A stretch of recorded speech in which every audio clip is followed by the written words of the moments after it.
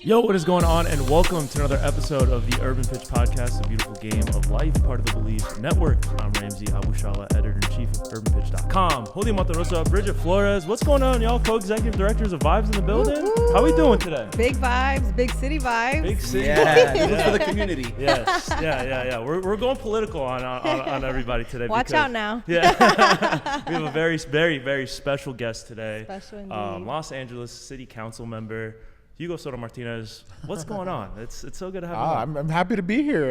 I'm in studio, and we want to talk football, I think. Oh yeah, And he's wearing the right colors. That's a great thing. Yeah, that's right. That's right. LAFC, Some black would and say, gold. No Galaxy fans here. yeah. Except that guy right there. No, it's okay. All right. Listen. Here he listen, goes. listen. Now, Now, there you go. you This is, can't. by the way, Hey, look, a this is political the- statement. yeah, He's political really good at statement it. right now. So I'm the resident Galaxy viewpoint here because Okay. they are major LAFC fans. Good. We work We're with smart. both LAFC and LA Galaxy. Okay, we have okay. different players on. We have different. We've worked with. Back when we had a soccer facility, we would have them at the facility for different events and things like that. So if I were to be an LAFC fan as well, then that would kind of close some doors to us. So I have to be like in that habitual or the middle, like you see like fence sitting, like I'm right in the middle of that. Makes So sense. You gotta watch out with him. He might run against you one of these days. no. Not. But I mean, you have the LAFC jacket on right, and the T-shirt. What brought you to the club? How did you become an LAFC fan? And just tell your backstory with that. Yeah, I mean, I became an LAFC fan the minute they declared as a team. I have to admit, I was a Chivas USA fan back in the days. My dad grew up a Chivas fan, so never really felt like the Galaxy vibes. Didn't really feel like it was my team. They are from Carson. For folks that don't know, they are from Carson. That's like 70 minutes away from LA, guys. If you've ever been to LA, that's like another Too another far state. of a drive. We can't. too can't far It's of a way drive. too expensive to drive all the way out there. Yeah, not totally. They came out, and I was like, oh, like South Central, black and gold. Like I'm like, that's it. Like this is my team. I'm sold. picking it. And then they got Carlos Vela, and I was like, hell yeah. I was like, that's the team I'm going to go for. So been a day one since it came out. That's kind of similar to your guys' LAFC fandom too, and I think a lot of people kind of resonated with not even before Vela was announced, right? The team, where they were going to play, Totally. the ownership group. It seems like they really were tapped into the city and what people wanted, and they had the advantage of the Galaxy already existing, and they could see kind of some of the blind spots that some of the Galaxies wasn't covering, and so that's why I think they did a really good job with building fans, and then that's No, definitely. I went to school across the street, Manual Arts. So that was yeah, my high of school. course. So just seeing it growing from being a sports arena to what it is now is like, I used to run these streets when I was a kid. So Yeah. I'm a fan now. Not like run the streets, but like actually Still does. he would run in the I'll streets. play soccer. Now in he the parking lot runs at the sports arena. streets. Now he runs the No, streets. I walk the streets now. He's more the mayor. His knees are not that good. I walk the streets. He's the mayor of the nightlife. if you ask around. If you try to throw an event, I got you. But you're not wrong. The community aspect of it is a big thing. My brother, funny enough, and coincidentally, our brothers tried out for Chivas USA and played like on one of the teams. Oh my God! Wow. Yeah, so I know every time I meet someone, they're like, "Oh, Galaxy or LAFC." I'm like, "No, LAFC," and they're like, "Oh, well, you must have been a Galaxy fan in the past." And I'm like, "No, like there was just never anything that gravitated to that's me." true, that's right. Also, access. Like my parents are not gonna take us that far of a drive to go No, watch a so game. far. And then Chivas USA came out. My brother was trying to, make it in the soccer world. So that's like where he was at. And then it just kind of disappeared. And then I left to college, came back. And that's when the momentum of LAFC was building. And I was like, I'm in that. I'm in there. Yeah, make it fun too. It's like it got that like European style, the North End. It's like la gente nos gusta el ambiente. They like that vibe, and so they really touched on that vibe too. I think they did a great job. Yeah, and you grew up in LA, like through and through LA. What's your story? Like, what do you feel about the city and the way that LAFC connects to the city? So I grew up in South Central Los Angeles. Most of my life, my parents are still there. I only moved out when I was like 20, 28, 29. So that area right there, like I'm very familiar with it. My parents were street vendors. They used to go to the textile factories around there, you know, like 35th Street in Maine and Broadway and Maple and, you know, so like they would vend there, and remember seeing the Coliseum and the sports arena. And so like that is my neighborhood, you know, and at that time as a kid, I grew up on 46th and Central. So which is not very far at all, right? Yeah, it was just like, that's my hood. Like that's where I grew up, you know. And so yeah, it's I have like a deep connection to that area, even though I live in East Hollywood now. But you know. Yeah. What high school did you go to? So I ended up going to. Eventually, we kept moving a little bit more south, but I went to my elementary school was Ascot Elementary, which is on Compton and Vernon. Then I went to Carver, which is on McKinley and Vernon. Yeah. But in the 7th grade, my parents moved a little further down, and so I ended up going to Drew, which is on Charles Drew, which is on Compton and Manchester. And then I was supposed to go to Fremont, but I didn't. Good job, parents. And I ended up going to Jordan, so I went to school in Watts. Yeah, wow, that's so crazy. I've worked at Ascot. I've worked at really? Carver, and I've worked at, and I have a relationship with a few people that we work with at Drew Middle School. Oh my God, 3 of the 4. I know, and then I didn't work at Jordan, but I would go there through the nonprofit that I worked with. My colleague worked at Jordan. Oh wow. Yeah, that's so crazy. Small world. And then I went to Fairfax and I hated Fremont. So basically there's connections. Yeah, that's awesome. That is so crazy. I feel like everybody in LA, like when you ask them like where you grew up, they have like you even said like Carson, like it's so neighborhood centric. Oh, totally. And you know, they give me flack. I grew up in the Valley, and so it's like, you know. Oh yeah. You got a council member saying that's not LA, dude. We won. That's not LA. He said it. No.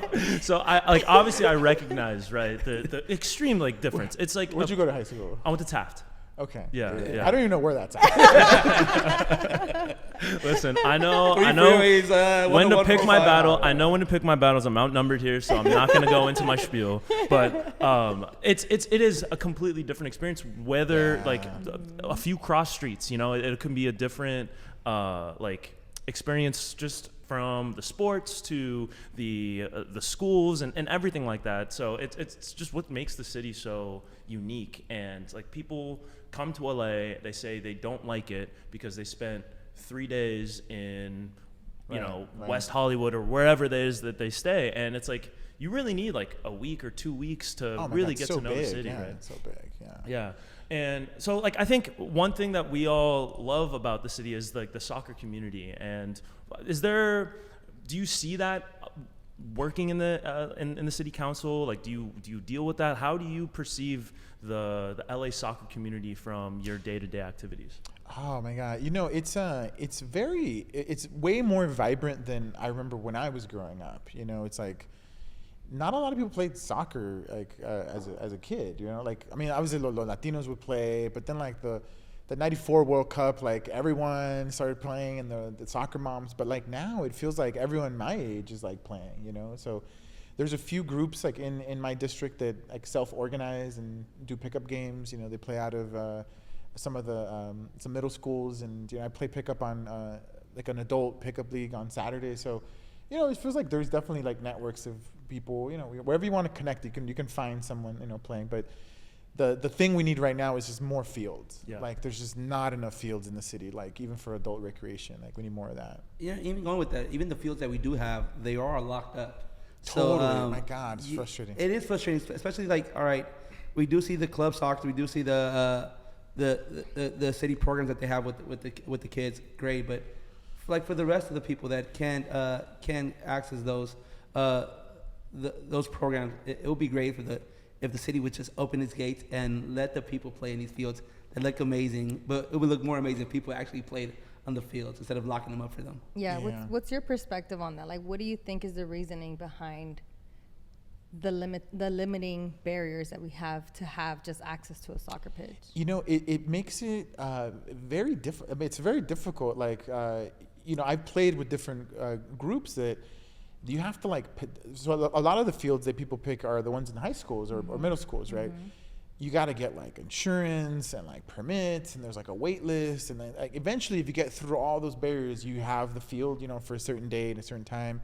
Like that is just doesn't make any sense, you know. And most recently, some of the folks are telling me that, nothing against AYSO, you know, but like they're taking up all the times on the fields, like, and which I think is great. Like, look, we got to foster the youth, but like we have to remember that adult recreation is important, right? And if you look at the number of soccer fields we have, like per capita, per people playing, it's actually the sport that has the least amount of fields. So we're trying to change it, you know, working with some groups in the district, trying to bring in some canchitas and things like that. But we just got to make it more accessible. Like, you know, you said, just open the gates and like let people use the space, you know. It's just, it shouldn't be that difficult. Yeah, I mean, all we need is the access and just the goals, and the players bring in their own equipment, the balls, the cones, whatever else you need. 2 shirts, 2 shoes.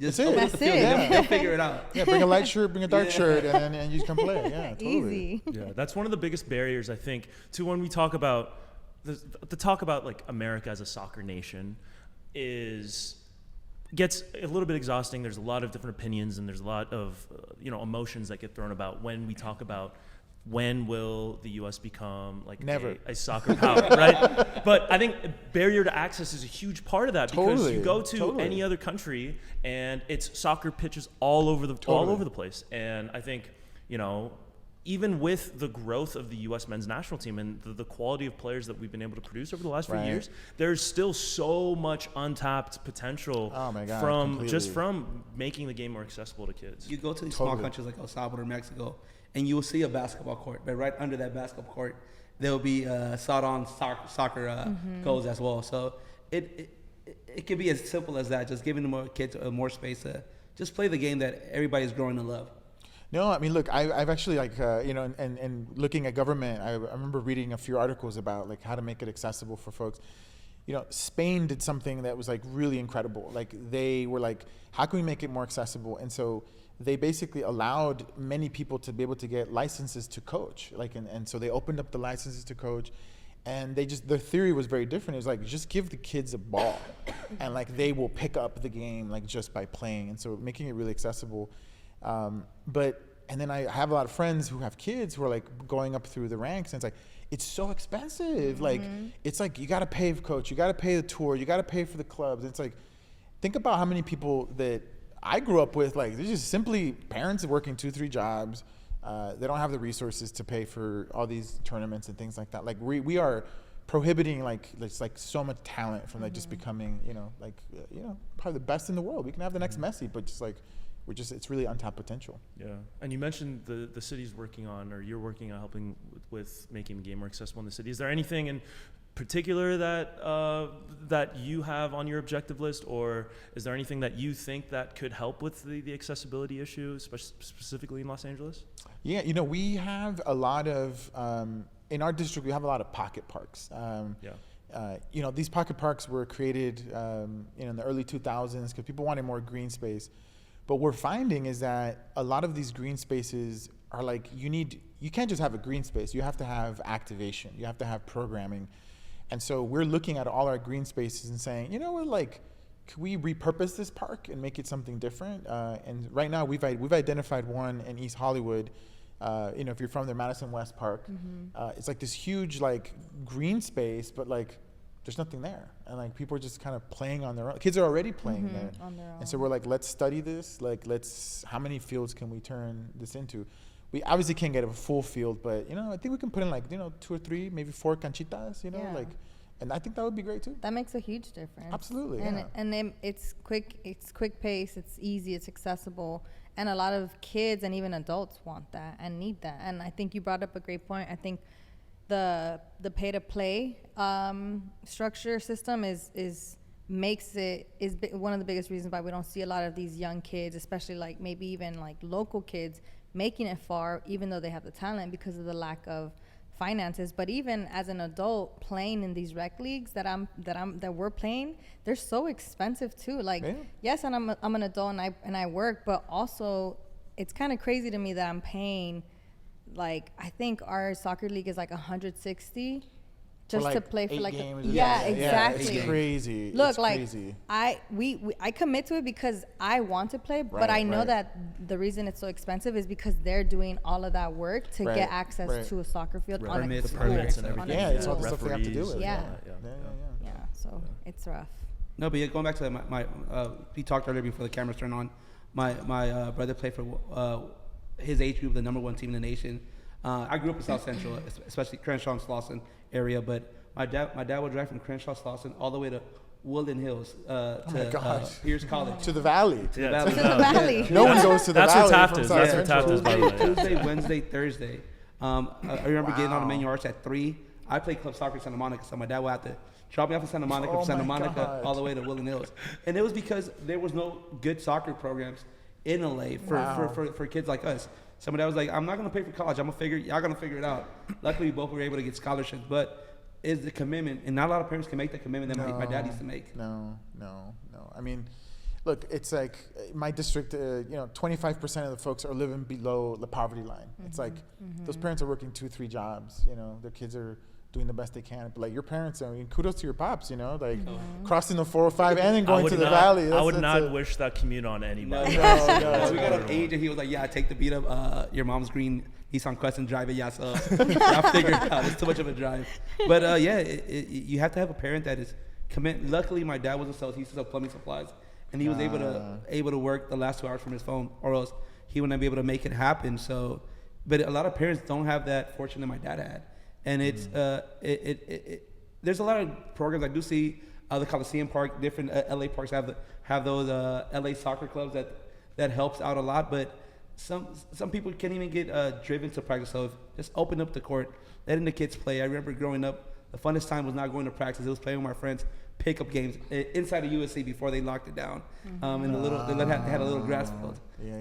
Those are always a great memories to have. Yeah, no, that's cool. I mean, I think we all have kind of memories like that, that it's just like, just be out there and just having fun. But that's where the city needs to pick up like the slack, right? Like we talk about, what kind of city we want to live in. Like, I don't want to be I want to live in a city where like a parent doesn't have to make those decisions, like where the city provides like coaches and training. And right now we're having to depend on like volunteers to do that. One of my staff members, like, he's a wonderful person, but like afterwards he like goes and like coaches basketball, it's like, but that's wonderful, but like that's we should be providing that.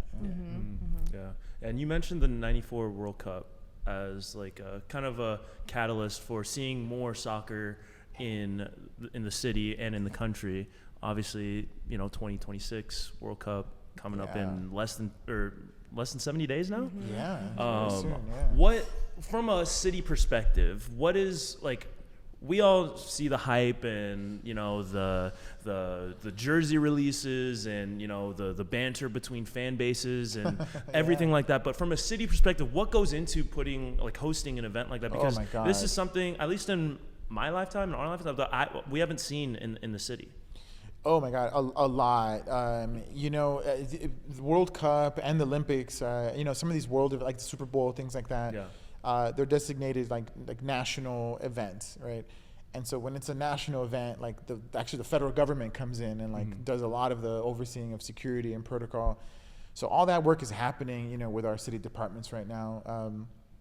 That's a lot of work that doesn't get seen by the public, but we want it to be safe. We don't want anything to happen. We had the bombing in Atlanta, in '96, I think it was. So like that's always lives on people's minds. So there's a lot of work to do with that. But then it's like installations and like watch parties and like making it accessible for folks. Look, I'll tell you, man, the tickets are way too expensive. Like I'm like, we want to make that accessible to people in the community, and so we're going to be doing watch parties in our district, right? Like we got the city bought these like big screen TVs, and we're like licensing, because if it's over 1,000 people, you have to license the game, and it's like whatever, like. Even that in itself is. I mean, that's insane. crazy, right? I've seen the breakdown. I'm like, no, I got a cousin that got a black box. So, but we're gonna do that for the people, like doing Lemon Grove Park and like just like. Bring the senoras and the kids and like make some hot dogs. Zumba and watch party at the same Yeah, time. there we go. Now we're talking. Mom was there. It's just like, let's have a great time. That's what it's like. I wanted to remind me of like me watching the game with my pops, you know, haciendo una carne asada, like watching Mexico. Like that's where everyone should have that feeling, but it should be done like out of using our city resources. Yeah. And I think that that's something that we're hearing and from you and just like other people in the communities, that a lot of people are advocating for that and towards that, because it's true. The access to the tickets and to the games itself it's completely insane. Even the lottery process itself, I think I know I applied. I don't know if you guys applied. We applied as well. Was today the last day? don't It was like remember. I know a couple of my friends got last minute tickets. I missed the. I was over. I tried twice, and they were like, "I'm sorry, you didn't get selected." I'm like, "Why do I have to Yeah. get selected to watch a World Cup that like I want to be at, like that everyone is excited for?" So, it's important to have those spaces, but also, like when I think about like 2014, I remember that there was like a few watch parties in LA that I went to, and those for me were memories like I still hold to this day. Like I remember there was a watch party at the Montalban Theater off of Sunset, that's cool, and I like that like was memorable to me. I wasn't at the games, obviously not, but I remember that moment, that watch party, the community I met there. So I know that that's definitely going to make a difference for community members, especially because the World Cup is in the summer too. Yeah, no, it's gonna be so much fun. Like that's a great example, right? Like if we rent out the Montalban Theater and like have just a really dope watch party. Yeah. You know, like people love that stuff. Yeah, let's run it back. Noted. We're gonna do it. How about like challenges that come with the influx of like people that are going to be coming into the city, like the added like spectacle that comes to this stuff. I know like from like a watch party and all that stuff, like that's the exciting stuff. What's like the not so fun stuff that you have to deal with when an event like the World Cup or the Super Bowl or the Olympics comes up? You know, I think that it's like this is an opportunity where, you know, you show off your city, right? Like the World Cup will have a feeling of that. You know, we'll have a bunch of games, but like definitely the Olympics, it's like it's in Los Angeles, like everything, right? And so people wanna. It's like almost like I sort of just think about it like when you invite someone to your home. You know, like whenever someone came over to my house, my mom was like, "Tenemos que limpiar," Right. you know, Yeah. like we have to clean, like we have to make it. Van a llegar tus tías, you know. but that feels like a lot of pressure, you know, like. We want to show our best side of LA, but we also don't want to hide, you know, the challenges that we have, right? So if you drive around the city, you'll see, you know, there's a lot of people living in the street. Like, well, it's because housing is very expensive, you know. Our bus and, you know, bike infrastructure, not that great, you know. It's like it's hard to get around the city, but like, so I think the challenge is like, okay, we know our city our city has some things that we need to work on, but like, how can we work on it between now and, you know, the World Cup, or now between 2028, but do it in a way that it's not like sweeping the issue under the rug, right? Like really addressing the issues that are happening. And so that's the hard part, you know, but we'll see, you know, we'll see what happens. Do you feel like there's these conversations are happening amongst like yourself and your colleagues? Like, do you see that these conversations are happening and they're being taken on a realistic level, on top of not just like the infrastructure and transportation and just having that many people visit LA, but also the possibilities of what's going on now and currently with like ICE raids and just right. you know, the involvement of that being still there in June? Like, are these conversations happening just as much as the excitement? Oh, totally. I mean, look, these are hard conversations, you know, and we can look at, you know, past, you know, major events, right? When the Super Bowl was here at SoFi, like, you know, we got reports that, you know, street vendors were being harassed and ticketed, you know, for, you know, selling, you know, food and, you know, merchandise and things like that.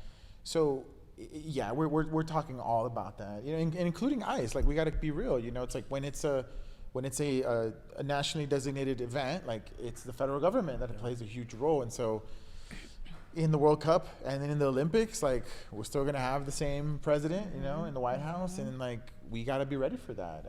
You know, if the feds are gonna come in and, you know, oversee our security, like we have to make sure that our people are ready and understand that, and that they know their rights and they know how to respond in case something happens. Because the last thing we want is for that to be a reason, you know, to give them access to our city and then they terrorize our communities, right? Like nobody wants to see that. No one in LA wants to see that. No, of course not. Yeah. And I like what you said about showing the entire city off, because there's like a blue collarness that comes with LA that a lot of people don't like, because LA is portrayed in a certain way, and obviously it being an entertainment capital, like there's a lot of movies about LA, and there's a lot of ideas about what LA is like. But my favorite movies about LA kind of show that like grittiness that comes to LA. Training Day, Mulholland Drive, like these movies that like kind of show like the side that's outside of the Hollywood image that gets portrayed the most part. So I really like, to me that's like that was something that I picked up on, that was like, yes, like I mean, look, I want people to come, have a good time, watch the show, go to South Central and try out, Tire Shop Taqueria, that place is bomb, like, because when you go there, it's like people from outside of the neighborhood go there, right? Like go to Boyle Heights, go to El Mercadito, like go to Mercado La Paloma, like those are the places that to me are like the beauty of Los Angeles. It's not it's not the palm trees and the beaches, that's nice too, but like that's where our people are. There's more to it. And there's a lot of stuff in the valley too, don't you? He's like, I just can't think of any. No. Your place is nice too, though. There's plenty of places to it's visit a lot in of the valley. That's a lot of The dope good thing is spots. that if they come out to, they don't really know what it means to drive so much, from here to the valley. So they're just gonna be so excited the whole car ride that they won't even feel it. The amount of mom and pop shops that people, the amount of culture as well in these smaller communities, like we have a little Armenia, we have a little Osaka, Little El Salvador Tokyo. corridor, Thai town. So you can make one left turn and go to this random restaurant and have great food. Yeah, it looks completely different. Right? 5 blocks down the road. Completely different. No, agreed. You mentioned Tire Shop Taqueria. Last time we went, me and Roy, our producer, went, and it was like it was a summer night and it was like warm, but we were eating outside and he was like sweating, and I go, yo man, like, are you okay? Like, it's hot, but it's not. And he goes, dude, I got the wrong salsa, man. I thought the green was the mild one. Well, they ask you when you order it, ¿quieres con salsa o sin salsa? And you're like, you gotta. Yeah, and then I thought he was like, Kidding. and then I took a bite and I was like, oh no, that is pretty spicy. It is spicy. It is very spicy. Habanero gets everybody. Yeah. It is pretty spicy. But yeah, there's like a lot of really cool places to go to and just exploring the city. And I mean, you have to be careful, but you have to be careful everywhere you go. It's like, so it's, I'm looking forward to people kind of discovering new parts of LA that they necessarily hadn't thought about before, because whenever I talk to somebody, it's like, LA is like, it's not all that, and it kind of like haters, man. Yeah, we call them haters. It used to like upset me. Now it's just like, I understand that, okay, they're not coming from like they didn't get a full picture of what the city is like. So I used to get like, emotionally, like, when people would say that, I'd like, get into it. But now it's just like more like, you got to see the city and really get a full picture for what it can offer. You're a much compassionate person. Yeah, exactly. You're tapping into compassion. That's good. That's good. Growth, Maturity. A lot of self-reflection happened in the last few years for me. So, Not only is it exciting to get people out here and to explore LA on like a real level, but I think the combination of the World Cup and being in the city and in the U.S. Is going to bring, and we've talked about this on the podcast, it's going to bring a lot of exposure and more eyes, fans, and newcomers to the game itself, to the game of soccer, the game of football. How do you feel about that, knowing that we're having all of that come out here in this year? Like, are you hopeful that we'll see more access to soccer, more soccer fandom, and just exposure and perspective with soccer in LA? Oh yeah, I mean, I'm excited for it. It's 3 countries. It's like Mexico, United States, and Canada. That's always really cool. They expanded to 48 teams. I'm not a big fan of it, but however, you're gonna see a lot more countries, involved, and so that's gonna bring more people in.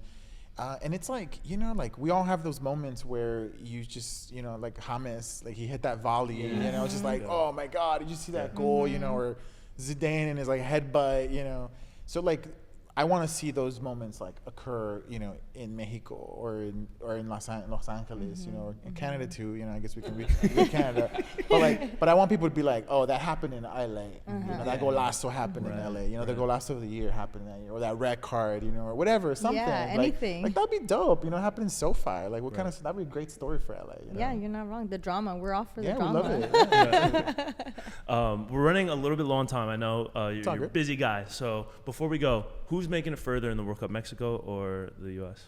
Oh man, well, first of all, I'm gonna answer with my heart and with my mind, and both of them say Mexico. I'm so sorry. It's like, look, I thought Mexico was gonna do very terrible, but they just tied Belgium. It's not bad, like that's And pretty good Portugal, showing. too. And then Portugal, pretty good showing. U.S. I thought was like playing a lot good when Pochetti was there. Like he got there at the first time, and then all of a sudden, like they're just like, sorry, man, they're just playing terrible. Yes. Yeah. So, but you never know. Like once the World Cup starts, you're gonna feel that sense of pride, the sense of like delivering for your country. I do think Mexico will get farther, but the U.S. is it's the world powerhouse of it's imperial powerhouse. So we'll see. Maybe they'll buy a Kirpo refs here and there, but we'll see. But nevertheless, it'll be entertaining. With some home cooking too, we'll hopefully get some. Yeah, calls that'll on help. That'll help. Something you want to tell people that coming into your district, to the city, for the World Cup, that you want to let them know when they're out here? Yeah, so folks can check out our socials, City 13 Los Angeles or Hugo por Distrito 13. We're going to be showing officially seven games at Echo Park Lake, including the home opener. But we want to do more games, but at the very least, we'll have those. So yeah, check out our social media and get plugged in. We'll be there. Oh yeah. Riding the swans. The swans, doing all types of stuff. Yeah. Ollie slimming. I don't know yet. Backstroke? We'll figure it out. Oh man, this has been another episode of the Urban Pitch Podcast, The Beautiful Game of Life. For Julio Monterosa, Hugo Soto-Martinez, Bridget Flores, I'm Ramsey Abushala. We'll see you next week.